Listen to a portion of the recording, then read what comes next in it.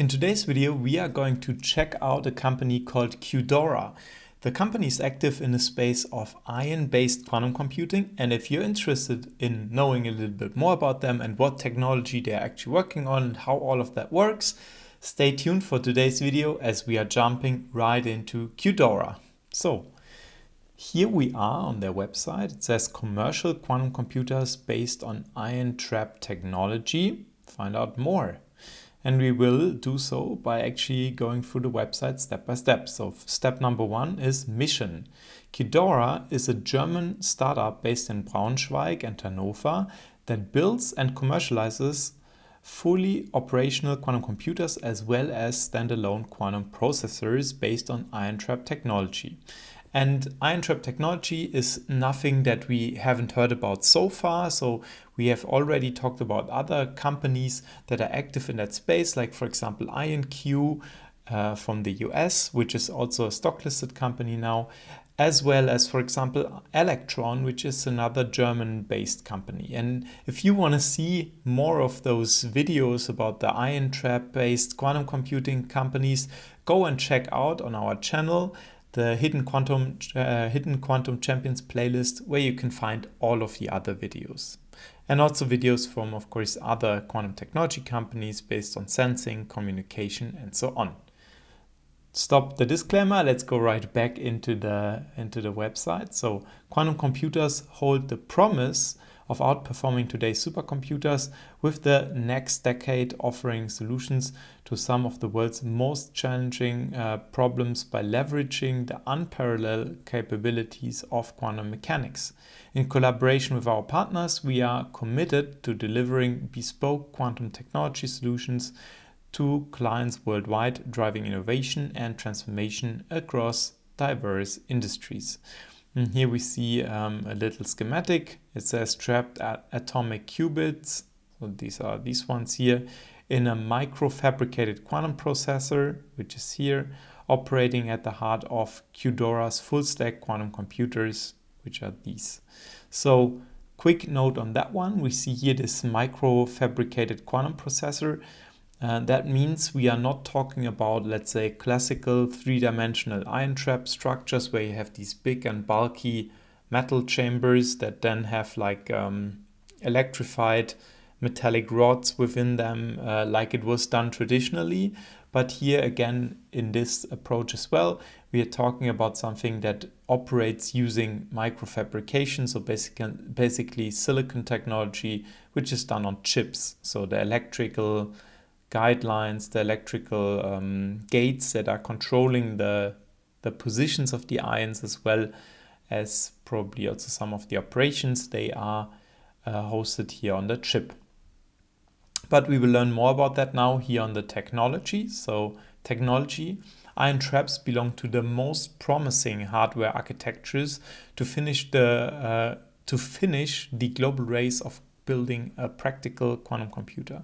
Compared to other quantum hardware architectures, trapped ion qubits offer the key advantages of record-high process fidelities for all elementary quantum operations, mild operation temperatures, and strong times on several and storage times on several minutes.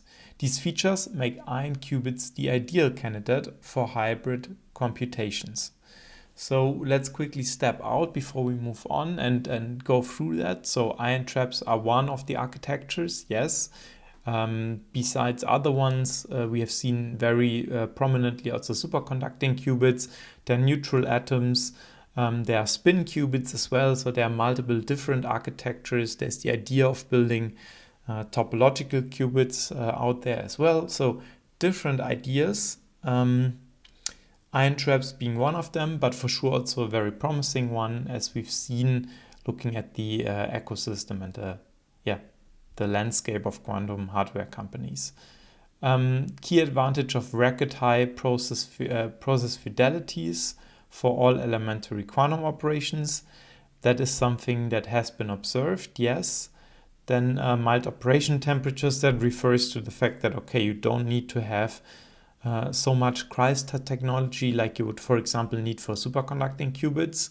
Of course, that comes with other difficulties. You also still need vacuum pumps and all of that kind of setup.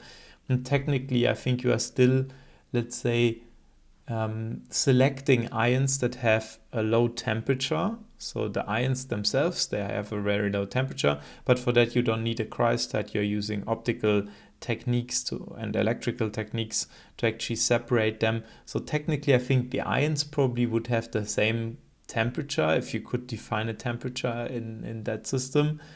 But then, of course, you don't need a cryostat for that. I think that's the main point here. And then storage times on several minutes, which is also true. So usually when you're looking at these, let's say, more solid state driven approaches, like for example, the superconducting qubits, you will find that their coherence times are much smaller. So you cannot store the quantum information over several minutes. But then also on the other hand, and that's kind of not mentioned here, the gate operations, like the time that it takes to perform a quantum operation on such a system is much faster compared to, for example, these ion systems where it takes a bit more time. So technically, I think what you would need is kind of the coefficient between how fast can I actually manipulate my qubit and how long is the coherence time or the storage time. And then comparing those two numbers with the other two numbers of a different platform.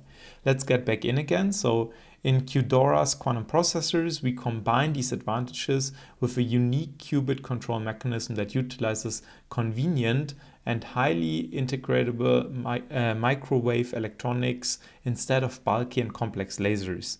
This approach, pioneered first by our co-founders, is compatible with standard semiconductor processes, paving the way to scalable quantum processors beyond 1,000s of qubits or thousands of qubits. So quick step back again. So this is actually, I think, on the technology side, probably the heart of what we are going to learn. So it is a microwave controlled system. So instead of using lasers to excite these ions or atoms, in this case ions, instead of using lasers to excite them into specific states and manipulate them, thereby performing these gates, what is being employed here is microwave electronics, so microwave signals, which you can just pass via the chip. So with that, you don't need to have a complex setup of lasers, which includes lenses, mirrors,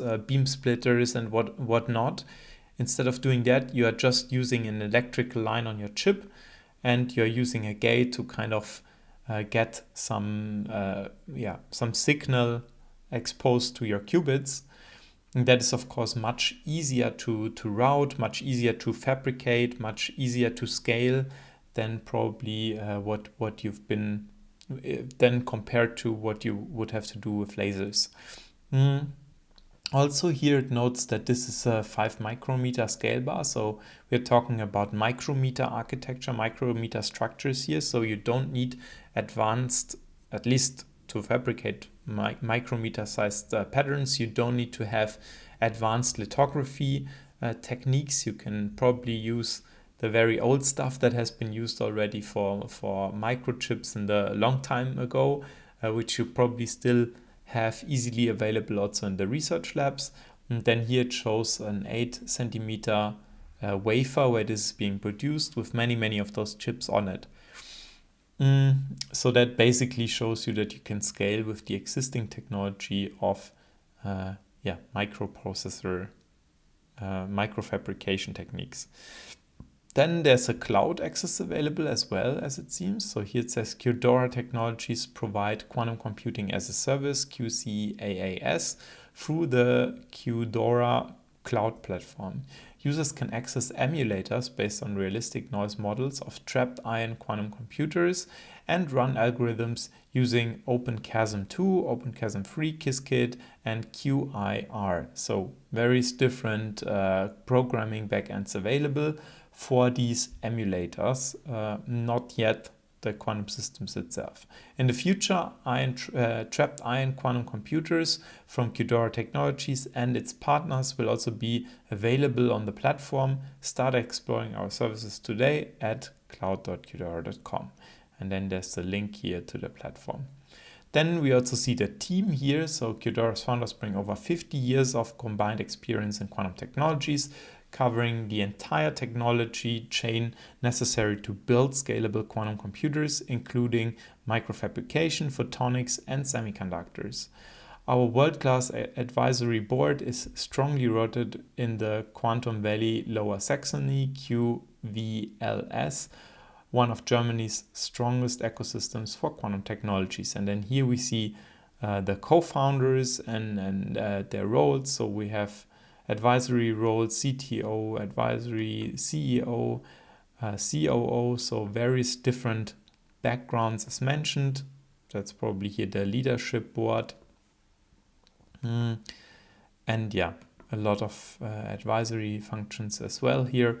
And you see also they have, I think all of them have an academic background, so you can see they're all either professors or they have a PhD degree in their respective area. So they all have a probably strong research background on this technology. And then, of course, as per usual, there's a call to action to apply to open positions, as well as a new section. And I'm recording this beginning of 2026.